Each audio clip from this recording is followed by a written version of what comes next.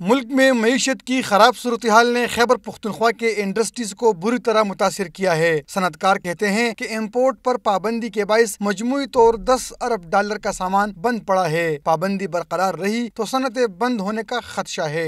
اس وقت جو مال پورٹس پہ پڑا ہے رپورٹڈلی تقریباً $10.8 بلین کا مال اس وقت لوگوں کا امپورٹڈ سٹک پڑا ہوا ہے کراچی پورٹ پہ۔ صنعت کاروں نے بتایا کہ افغانستان کے ساتھ کاروبار $2.5 ارب سے کم ہو کر $800 ملین ہو گیا ہے۔ وسطی ایشیائی ممالک کے ساتھ کاروبار $456 ملین اور چین کے ساتھ کاروبار کا حجم $3 ارب ہے۔ حکومت کاروبار بڑھانے کے لیے مضبوط پالیسی بنائے۔ ہم امپورٹ جو کر رہے ہیں وہ 200 ملین کی، جو را مٹیریل اور بہت سی چیزیں ہم سنٹرل ایشیا سے جو منگا رہے ہیں، تو اس میں بھی ہم کافی ناکام ہیں۔ اگر ہم دیکھ لیں تو ایران اور ترکی کی جو وہاں پہ ہے تو اس کا بہت زیادہ ہولڈ ہے، اور ہماری گورنمنٹ نے ابھی کوشش شروع کی ہے کہ ہم کر لیں، لیکن گراؤنڈ ریئلٹی کو گورنمنٹ نہیں دیکھ رہی۔ بند کمروں میں بیٹھ کے بیوروکریسی وہی سٹائل سے فیصلے کرتی ہے۔ سرحد چیمبر آف کامرس کے عہدیداروں نے کہا کہ حکومت بجلی چوری کے نقصانات بھی انڈسٹریز سے پوری کر رہی ہے۔ اگر مراعات نہیں دی جا رہی تو اضافی ٹیکسز بھی وصول نہ کی جائے۔ کیمرہ مین اسفندر انجم کے ساتھ عارف حیات، ڈان نیوز، پشاور۔